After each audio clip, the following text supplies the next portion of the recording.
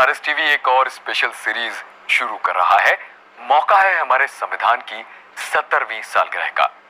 इसे संविधान दिवस के रूप में भी जाना जाता है। 26 नवंबर 1949 को इसी दिन हमने अपने संविधान को औपचारिक रूप से अपनाया था, यानी अडॉप्ट किया था। तो जनाब, मौका है दस्तूर भी। हम आपको ले चलेंगे बीते दौर में, देखेंगे बुनावट इस बेमिसाल सर्वकालिक कृत्य की, टटोलेंगे उन पलों को जिन्होंने इसे गढ़ा, मीमांसा करेंगे उन पड़ावों की जिनसे गुजरकर ये मजबूत और मुकम्मल हुआ। इस सीरीज को हमने नाम दिया है संविधान सफर 70 बरस का। इसकी कई कड़ियां आएंगी, तो शुरुआत करते हैं आज के एपिसोड से, जिसमें संविधान के इतिहास को टटोला गया है। इसमें कुछ बुनियादी जानकारी है और कुछ नई। उम्मीद है इस स्पेशल सीरीज को भी आपका स्नेह मिलेगा।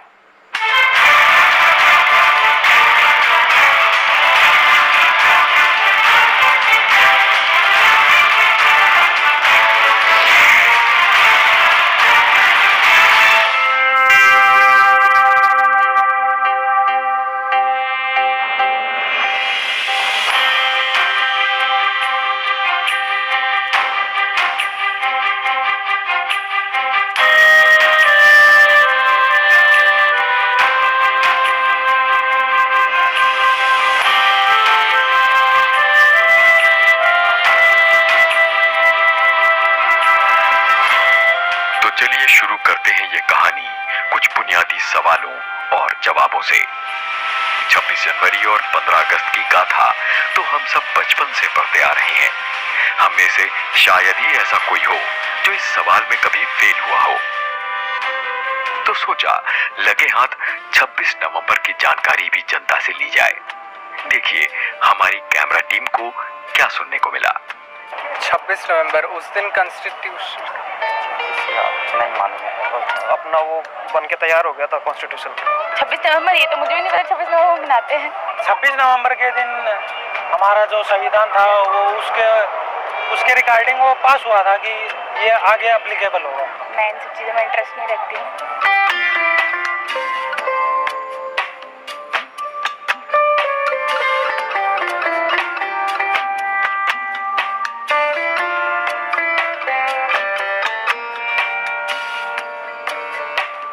क्या आपको पता है कि हमारा मूल संविधान हस्तलिखित है, यानी हाथ से लिखा गया है। ये किसी भी देश का सबसे लंबा हस्तलिखित संविधान है। इसे प्रेम बिहारी नारायण रायजादा ने इटैलिक शैली में लिखा था। 1901 को दिल्ली में पैदा हुए रायजादा को पूरे संविधान को लिखने में लंबा समय लगा था, जिसे इन्होंने बगैर किसी गलती के पूरा किया था। रायजादा को जब संविधान लिखने के लिए चुना गया तो उन्होंने पूर्व प्रधानमंत्री जवाहरलाल नेहरू से साफ कहा था कि वो संविधान लिखने के लिए एक भी पैसा फीस के तौर पर नहीं लेंगे। पर उन्होंने एक शर्त रखी थी कि मैं संविधान के हर पेज पर अपना नाम लिखूंगा।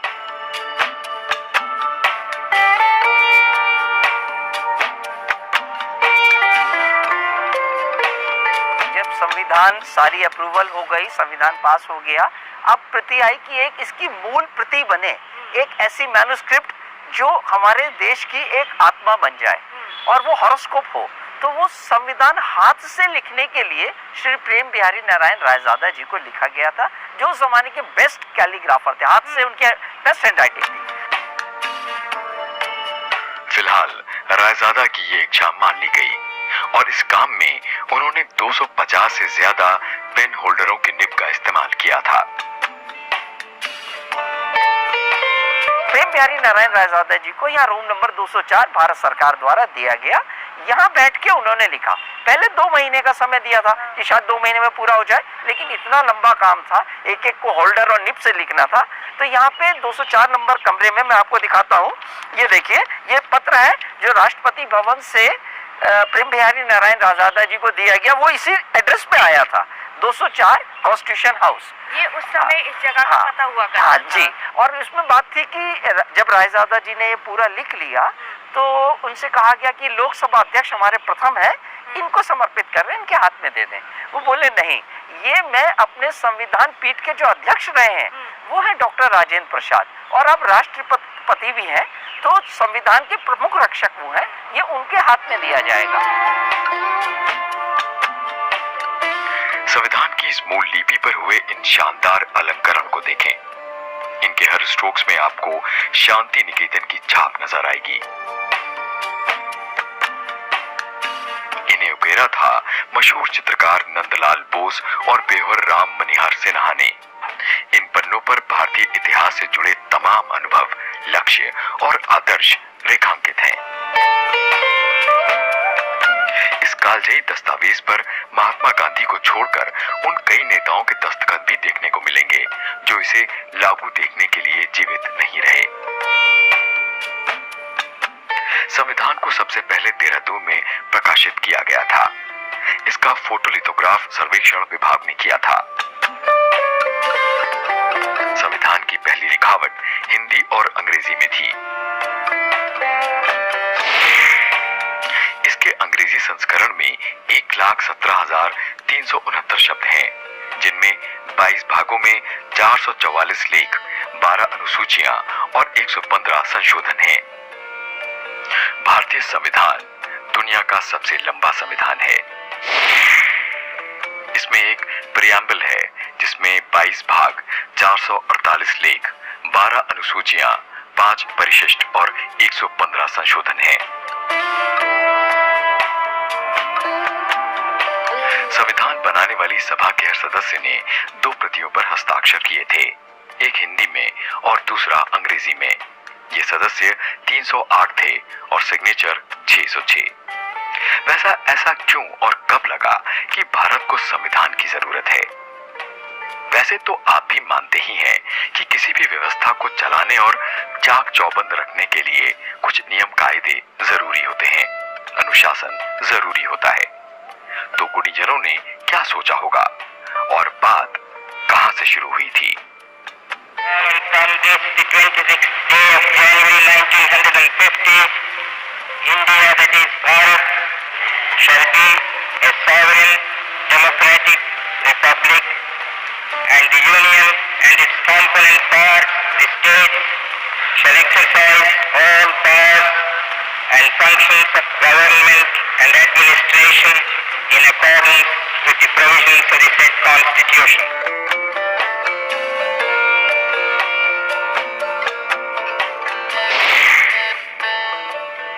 19वीं शताब्दी के अंत में गुलामी का दंश सह रहे भारतीयों ने ब्रिटिश सरकार का हिस्सा बनने की मांग की थी, जिससे अत्याचार और उत्पीड़न का अंत किया जा सके। इसके लिए उचित माहौल बन सके, इसलिए पहले विश्व युद्ध में भारत ने ब्रिटेन का समर्थन किया था।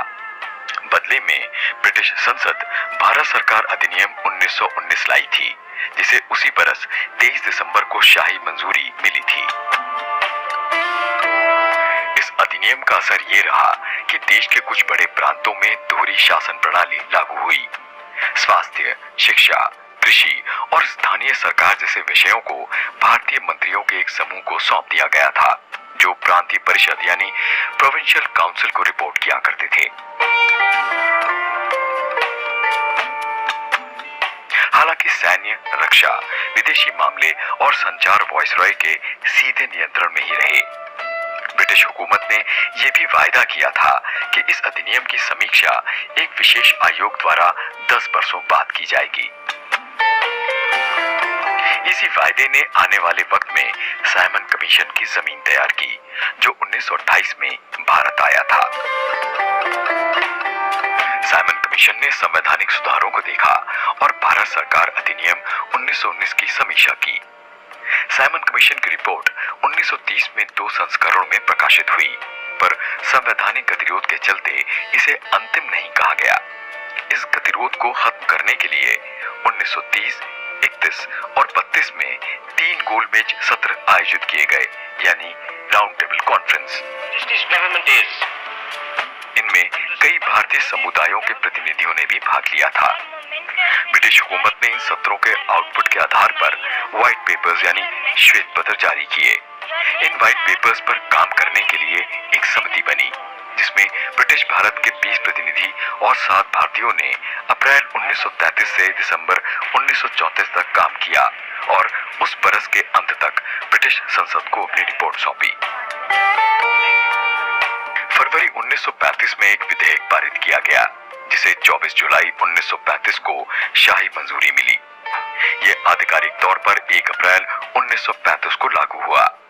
हम इसे भारत सरकार अधिनियम 1935 या गवर्नमेंट ऑफ इंडिया एक्ट 1935 के नाम से जानते हैं। 1935 गवर्नमेंट ऑफ इंडिया एक्ट जो है, हमारे जो संविधान का स्ट्रक्चरल बेस जो है वो वही है, और वो तो एक फाउंडेशन बन गया। तो उसके ऊपर जो मकान खड़ा किया है वो और दूसरे कॉन्स्टिट्यूशन से कई चीजें हमने ली हैं। पर आजादी की आहट के साथ साथ मुस्लिम लीग और कांग्रेस के बीच तल्खियां इतनी बढ़ चुकी थीं कि बुनियादी मुद्दों पर समझौते की गुंजाइश तक नहीं रही थी। वैसे 1928 में मोतीलाल नेहरू और 8 कांग्रेसी नेताओं ने एक संविधान का मसौदा तैयार किया था। 1931 में भारतीय राष्ट्रीय कांग्रेस के कराची अधिवेशन में यह तय हुआ था कि स्वतंत्र भारत का संविधान कैसा दिखना चाहिए। ये दोनों दस्तावेज यूनिवर्सल अडल्ट फ्रैंचाइज, स्वतंत्रता और समानता के साथ साथ अल्पसंख्यकों के अधिकारों की रक्षा के लिए प्रतिबद्ध थे। डॉक्टर तेज बहादुर सप्रू ने भी दूसरे विश्व युद्ध के दौरान 1945 में सभी पार्टियों की सहमति से संविधान का एक प्रारूप तैयार भी कर लिया था। पर तब तक भारत छोड़ो आंदोलन और आजाद हिंद फौज की निर्भीकता ने अंग्रेजों का भारत पर अनंत काल तक राज करने का सपना चूर-चूर कर दिया था। उन्हीं दिनों इंग्लैंड में विंस्टन चर्चिल की भी चुनाव में हार हो गई थी। नए प्रधानमंत्री क्लेमेंट एटली ने सिद्धांततः भारत को आजाद करने की बात मान ली थी। इतिहासकार एक और तथ्य साझा करते हैं। ब्रिटिश भारत में 1937 में प्रांतीय विधानसभाओं और मंत्रालयों के चुनाव हुए थे। हालांकि ये पूरी तरह से लोकतांत्रिक सरकारें नहीं थीं, लेकिन विधायी संस्थानों के कामकाज में ये भारतीयों को खासा अनुभव दे गईं। इसका फायदा हमें स्वयं के संस्थानों को स्थापित करने और चलाने में मिला। यही वजह रही कि भारतीय संविधान ने भारत सरकार अधिनियम 1935 जैसे औपनिवेशिक कानूनों से भी काफी कुछ लिया। फिलहाल लॉर्ड वेवल 1943 में भारत के नए वाइसरॉय बनते हैं। जून 1945 में वो संवैधानिक गतिरोध को तोड़ने के लिए प्रस्तावों की घोषणा करते हैं। तारीख में इसे वेवल प्लान या वेवल योजना कहा गया। गतिरोध इसलिए था क्योंकि कांग्रेस अखंड भारत चाहती थी, जबकि मुस्लिम लीग भारत का विभाजन चाहती थी। 25 जून 1945 को लॉर्ड वेवल महात्मा गांधी और मोहम्मद अली जिन्ना सहित 21 राजनीतिक नेताओं को शिमला आमंत्रित करते हैं। सम्मेलन विफल होता है क्योंकि मुस्लिम लीग और कांग्रेस अपने मतभेदों को नहीं सुलझा पाते हैं। इस तरह वेवल प्लान भी खत्म हो जाता है। दूसरी ओर दूसरे विश्व युद्ध के बाद ब्रिटेन में नई लेबर सरकार सत्ता में आती है। ये सरकार बिना देर किए भारत को आजाद रखने का इरादा रखती थी और उस उद्देश्य के साथ कैबिनेट मिशन को भारत भेजा जाता है। कैबिनेट मिशन का मकसद भारत में सत्ता के शांतिपूर्ण हस्तांतरण के लिए तरीकों और साधनों का पता लगाना था। एक संविधान बनाने वाली मशीनरी के गठन का सुझाव देना था और अंतरिम सरकार की स्थापना करना था, और इस तरह से प्रस्तावित संविधान सभा अस्तित्व में आती है। इसमें ब्रिटिश भारत से 292 सदस्य और भारतीय रियासतों से 93 सदस्य शामिल थे। संविधान सभा 16 जून 1946 को पहली बार मिलती है। अप्रैल 1947 के अंत तक दूसरी सभा की बैठक होती है। 3 जून 1947 को बंगाल और पंजाब का विभाजन होता है। 14 जुलाई 1947 को राष्ट्रीय ध्वज तिरंगे को प्रस्तुत किया जाता है, जिसका सारी संविधान सभा समर्थन करती है। तो अब तक हमने बात की कि क्यों संविधान जरूरी था। चलिए एक नजर डालते हैं अब अपने संविधान की चुनिंदा खासियतों पर। जान लीजिए कि पिछले 70 वर्षों में इसने तमाम झंझावात झेले हैं और उन्हें फतेह किया है, दुनिया में एक सशक्त पहचान बनाई है। और हाँ, इसे गढ़ने में 2 बरस 11 महीने और 18 दिन लगे थे।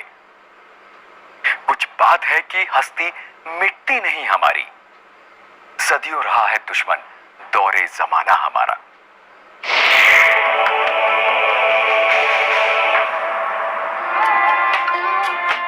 दुनिया के अधिकांश संविधान लिखे गए हैं। पहला आधुनिक लिखित संविधान अमेरिका का था। दूसरी ओर ब्रिटिश संविधान अलिखित हैं। इसमें रीति रिवाज शामिल हैं। इसकी बढ़ोतरी में रीति रिवाज और रवायतें शामिल हैं। भारत में हमारे पास एक लिखित संविधान है। हमारे संविधान के निर्माताओं ने हर मुद्दे पर अपनी राय स्पष्ट लिखी है। आइए अब जानते हैं अपने संविधान की कुछ खासियतों को। हमारा संविधान दुनिया का सबसे लंबा संविधान है। मूल रूप से इसमें 395 लेख और 8 अनुसूचियां थीं। 1950 के बाद कुछ आर्टिकल हटा दिए गए हैं, लेकिन संशोधनों के माध्यम से कई नए आर्टिकल जोड़े भी गए हैं।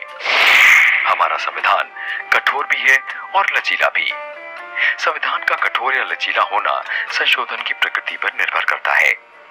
यदि संवैधानिक कानूनों और सामान्य कानूनों में अलग अलग तरीकों से संशोधन किया जाता है तो ये एक कठोर संविधान है। इसके विपरीत एक लचीले संविधान में संवैधानिक कानूनों और सामान्य कानूनों में उसी तरह संशोधन किया जाता है। The amendments, that is why it provides the necessary vents, when some part of the population feels aggrieved about something or issues like that arise. That is how the amendments have come about. Also, amendments have come about because of certain judicial pronouncements. Also, amendments have come about because law is never static. Law is never static. You look at an issue after 20 years and you feel, oh, this ought to be in the constitution, or we need to reword this. A dynamic society, a live, progressive, dynamic democracy, this is quite natural in such a context. And also, as I said, our diversity. So with these amendments, you have only fortified the constitution, you have also fortified the commitment of the people of India to a united, strong India and to a constitution which binds all of them. That respect for the constitution is there because it provides for all of us, it takes care of all of us. Bharat में सरकार का संसदीय स्वरूप है। निचले सदन यानी लोकसभा में बहुमत वाली पार्टी सरकार बनाती है। परिषद के मंत्री लोकसभा के प्रति उत्तरदायी होते हैं। राष्ट्रपति कार्यकारी प्रमुख होता है। हालांकि भारत का संविधान विस्तृत है, लेकिन कुछ महत्वपूर्ण मुद्दों पर मौन भी है। ऐसे मौकों पर स्थापित संसदीय रवायतों या परिपाटी पर निर्भर रहना पड़ता है। भारत एक महासंघ है। इसके तत्व भारतीय संविधान में मौजूद हैं। इसमें लिखित संविधान है, दोहरी राजनीतिक प्रणाली है, केंद्र और राज्यों की शक्तियों के बीच संवैधानिक विभाजन है, स्वतंत्र न्यायपालिका है। ये सभी प्रावधान भारत को एक महासंघ बनाते हैं। मौलिक अधिकारों की गारंटी हमारे संविधान द्वारा नागरिकों को दी गई है। इन्हें संविधान के पार्ट 3 में शामिल किया गया है। ये अधिकार व्यक्ति के नैतिक और आध्यात्मिक विकास के लिए बुनियाद प्रदान करते हैं। इन अधिकारों को आसानी से समाप्त नहीं किया जा सकता। संविधान में 6 मौलिक अधिकार हैं। इनमें समानता का अधिकार, स्वतंत्रता का अधिकार, शोषण के खिलाफ अधिकार, धर्म की स्वतंत्रता का अधिकार, सांस्कृतिक और शैक्षिक अधिकार और संवैधानिक उपचारों का अधिकार। राजनीति के निर्देशक सिद्धांत यानी directive principles of state policy, ये सिद्धांत संविधान के भाग 4 में दिए गए हैं। इन्हें लागू करना सरकार का कर्तव्य है। हमारे संविधान में मूल रूप से 20 सिद्धांत थे। 42वें संशोधन अधिनियम 1976 द्वारा 3 और जोड़े गए। आज कुल मिलाकर तेज सिद्धांत हैं। When our constitution makers got down to finalizing our constitution in the final stages in 1949, there were many issues. There were some which they thought, some argued should come within the ambit of fundamental rights. Then the overall opinion was that many of these things ought to be classified differently. So they came to be classified as directive principles of state policy. The thing about this directive principles of state policy is that whatever is listed there is very fundamental to governance. That is the importance of that. They are not under the category of fundamental rights, so they are not enforceable in that sense. But they have a great moral influence. Bharat में न्यायपालिका स्वतंत्र और निष्पक्ष है। शीर्ष पर सर्वोच्च न्यायालय है, इसके मध्य में उच्च न्यायालय और फिर निचली अदालतें हैं।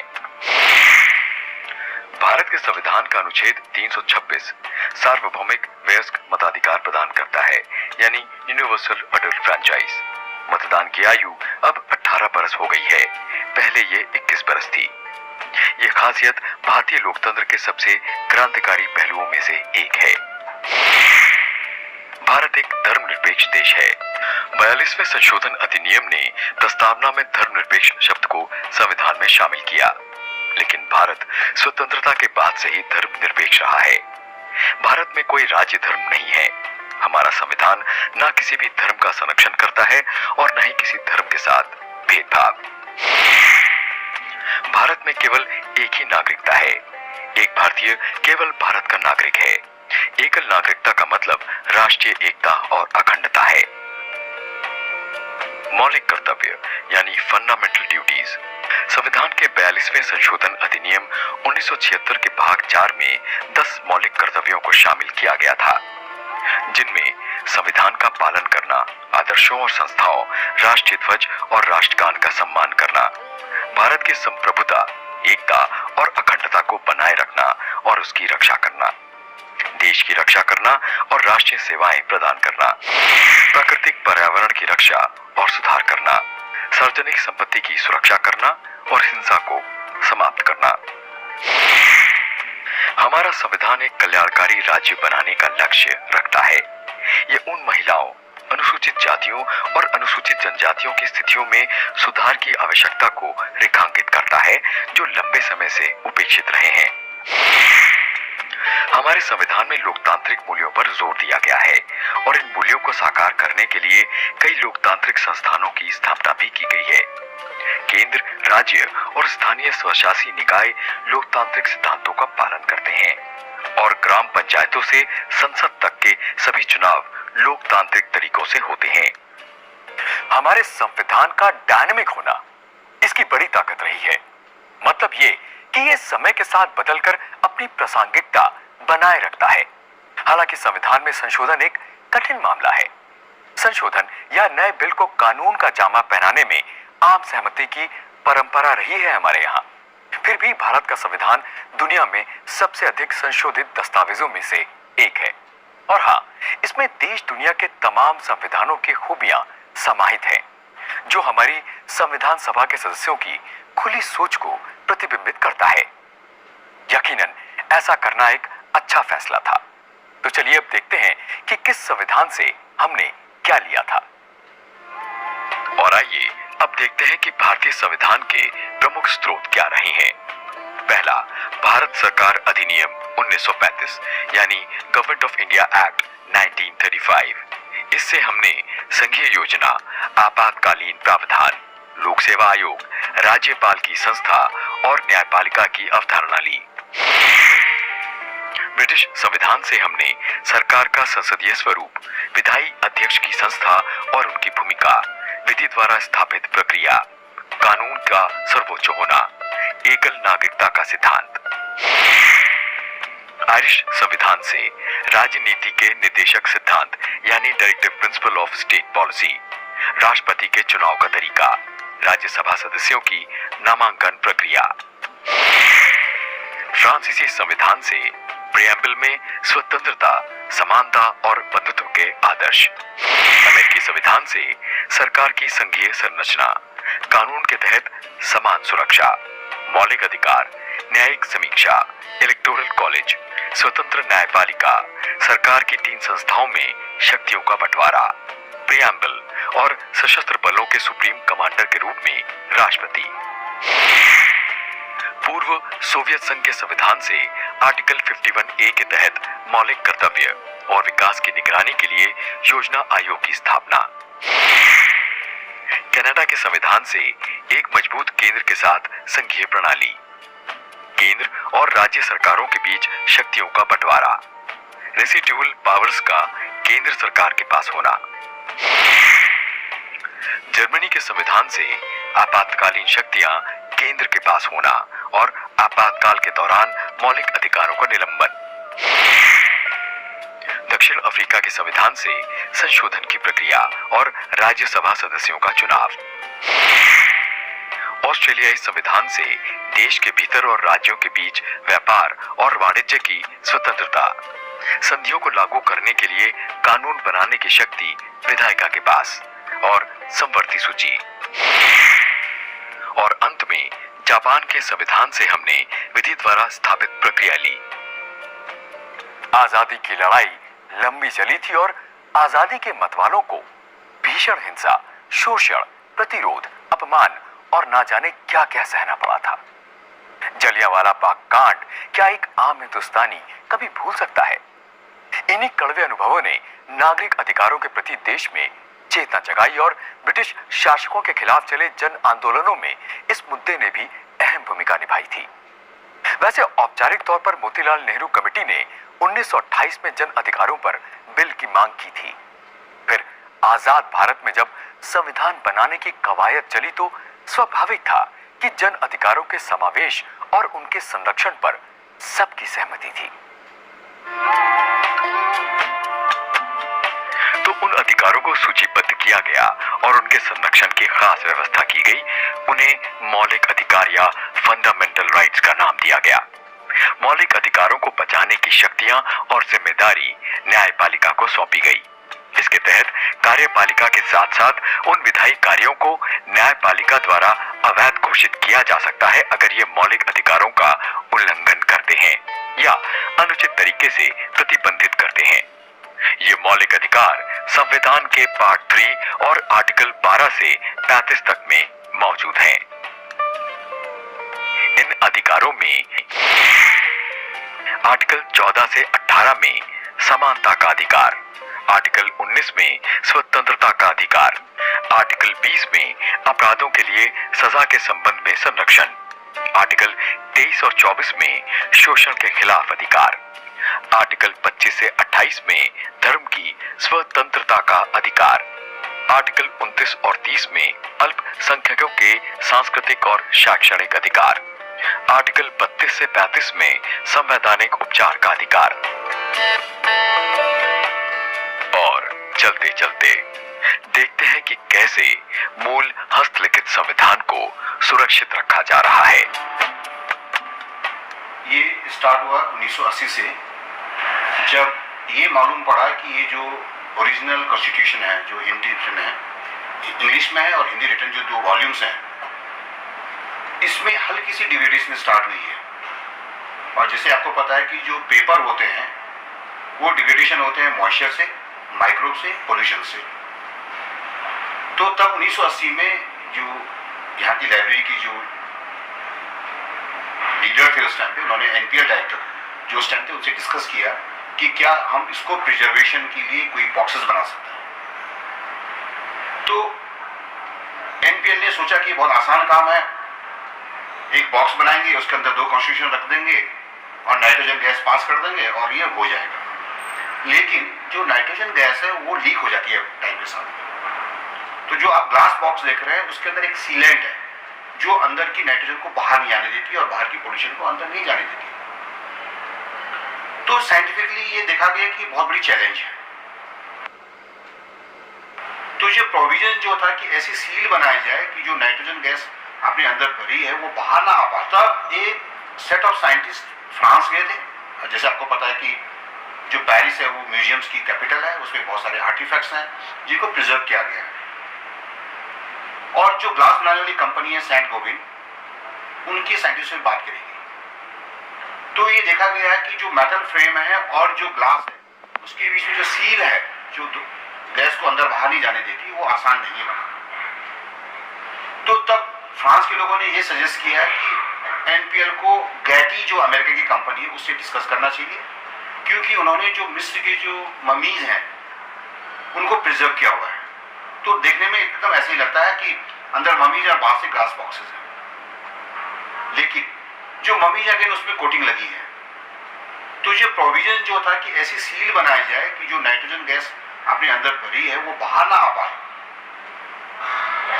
वो उनमें भी नहीं था जो ममीज के लिए जो बॉक्सेस बनाए। फिर एनपीएल इंडिया ने और गैटी अमेरिका ने एक एमओयू साइन किया जिसमें कि हमने 3 बॉक्सेस बनाने की कोशिश करी। तो दोनों तरह के साइंटिस्ट लोग मिले और जो सीलेंट था उसकी डिस्कवरी हुई। तो 3 बॉक्स बनाए गए, अनफॉर्चुनेटली उसमें काम नहीं आया, लेकिन 2 जो बॉक्सेस थे वो सही बन के आए और 2 बॉक्सेस को यहाँ पे रखा गया जो आप देख रहे हैं अभी। इन बॉक्सेस के अंदर हमने अपने कॉन्स्टिट्यूशन रखे, इसके अंदर नाइट्रोजन गैस भरी गई, अंदर प्रेशर और टेम्परेचर सेंसर रखा गया, सो दैट कि जो नाइट्रोजन है, आपको पता है कि नाइट्रोजन पेपर को सेफ रखती है, ऑक्सीजन नहीं है, माइक्रोवेव नहीं है, डस्ट पार्टिकल नहीं है। तो ये कॉन्स्टिट्यूशन हमारे लिए जिंदगी भर के लिए, जब तक ये बॉक्सेस सेफ रहेंगे तब तक कॉन्स्टिट्यूशन सेफ है।